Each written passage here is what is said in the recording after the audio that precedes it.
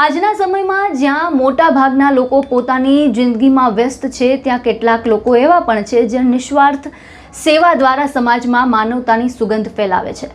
અમદાવાદની Sola civil hospital ખાતે કાર્યરત સહાય ફાઉન્ડેશન રબારી સમાજના સેવાભાવી વિરલાઓ છેલ્લા ઘણા સમયથી વિવિધ સેવાકીય પ્રવૃત્તિઓ દ્વારા જરૂરિયાતમંદ માટે આશીર્વાદરૂપ બન્યા છે।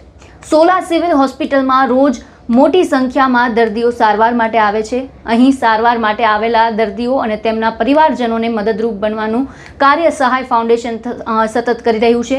નવજાત શિશુને જન્મ આપનારી માતાઓ માટે પૌષ્ટિક આહાર તરીકે શીરો અને મગનું વિતરણ કરવામાં આવે છે, જેથી પ્રસૂતા માતાઓને યોગ્ય પોષણ મળી રહે। એટલું જ નહીં, કાળઝાળ ઉનાળામાં હોસ્પિટલમાં સારવાર લઈ રહેલા દર્દીઓના સગાઓને ઠંડી છાશનું નિઃશુલ્ક વિતરણ કરી રાહત પહોંચાડવામાં આવે છે। સાથે જ આયુષ્માન જેવી સરકારની વિવિધ કલ્યાણકારી યોજનાઓનો લાભ જરૂરિયાતમંદ લોકો સુધી પહોંચે તે માટેનું માર્ગદર્શન અને સહાય પણ તેમના દ્વારા પૂરી પાડવામાં આવે છે, જેથી કોઈ પણ વ્યક્તિ માત્ર માહિતીના અભાવે યોજનાઓથી વંચિત ન રહે।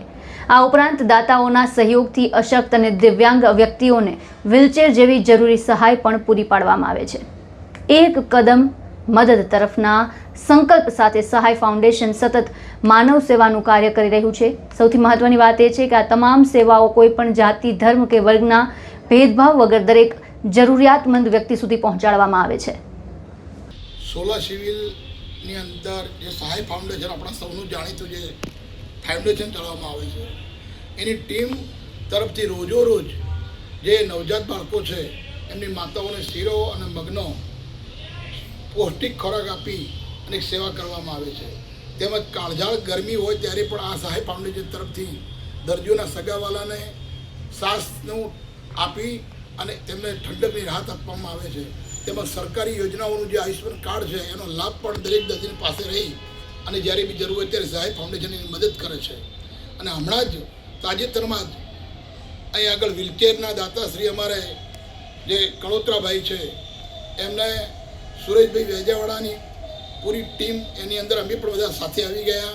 એમના તરફથી પણ વ્હીલચેરના દાતા બન્યા, ત્યારે વ્હીલચેરો પણ અશક્ત લોકોને આપવામાં આવી અને એક સહાય ફાઉન્ડેશન કોઈ પણ જાતના ભેદભાવ વગર તમામ જે વિરલાઓ છે મદદ કરી રહ્યા છે એ ખરેખર ધન્યવાદને પાત્ર છે અને એનાથી માનવતા સોલા સિવિલની અંદર પણ ઉભરી આવે છે। આવી નિસ્વાર્થ સેવા ખરેખર સમાજમાં માનવતાની મહેક પ્રસરી રહી છે અને અન્ય લોકોને પણ સેવા માટે પ્રેરણા આપી રહી છે। સાચા અર્થમાં આ સેવા એ જ સૌથી મોટો ધર્મ ગણાય છે।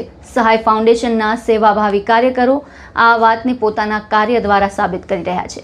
માનવતાની આ સુગંધ સતત ફેલાતી રહે અને વધુમાં વધુ લોકો આવા સેવાકીય કાર્યો સાથે જોડાય, એ જ શુભેચ્છા।